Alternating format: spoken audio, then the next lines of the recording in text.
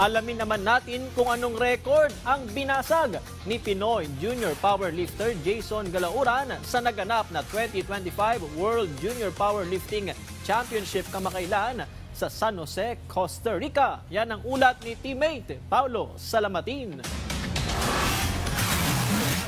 Isang junior powerlifter ng bansa na si Mark Jason Galauran ang unti-unting umuukit ng sariling pangalan sa kanyang larangan matapos gumawa ng kasaysayan bilang kauna-unahang Pinoy na nakabasag sa highest powerlifting total na naitala pa noong 1997 nang kinikilala noon bilang strongest man in the Philippines na si Eddie Torres. Ito'y naganap sa kanyang pagsabak kamakailan sa 2025 World Junior Powerlifting Championship sa Costa Rica sa pagtatala ng 347.5 sa squat, 217.5 sa bench press at 310 kg sa deadlift upang makabuo ng total of 875 kg lift. Taong 1997 nang unang maitala ni Torres ang Philippines highest powerlifting total sa 820 kg at naitaas pa niya ito hanggang 843 kg lift noong taong 2008.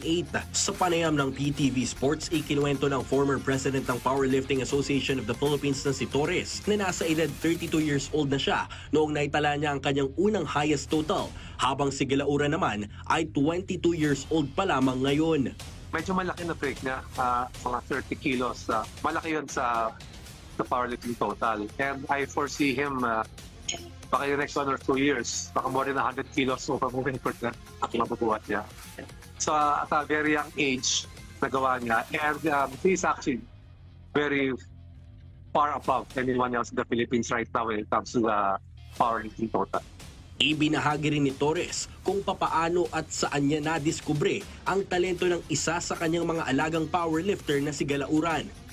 Yeah, actually, siguro mga 2 years ago, when I was handling a national championships, nakita ko, oy, yung batang to malakas ah. Sabi ko, malinis ba to? When I say malinis, drug-free ba to? Diba? So, ginawa ko, pinarag test ko as part of the competition. And then, negative. Sabi mo, may potential. Pero, hindi man tayo nagprepresenta. Na gano'n, siyempre nakakausap ko siya as parang any other mga powerlifters nakakausap.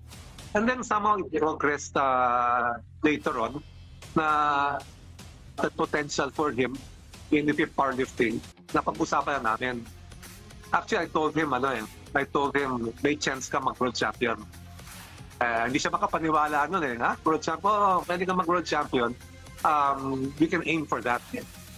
Iginit din ni Torres na di lamang ito malaking bagay para kay Galauran dahil sa pagtatala ng kasaysayan, kundi pati na rin mismo kay Torres na magkaroon ng isang alaga na nakabasag sa record na kanyang matagal ng pinanghahawakan. It feels so good to teach someone to break your own records. So parang it's a big achievement for him at such a young age. Ito ang unang beses na sumabak si Galauran sa equip ng World Powerlifting Championships kung saan nagawa pa niyang makapagbulsa ng isang silver medal. Paulo Salamatin para sa Atletang Pilipino para sa Bagong Pilipinas.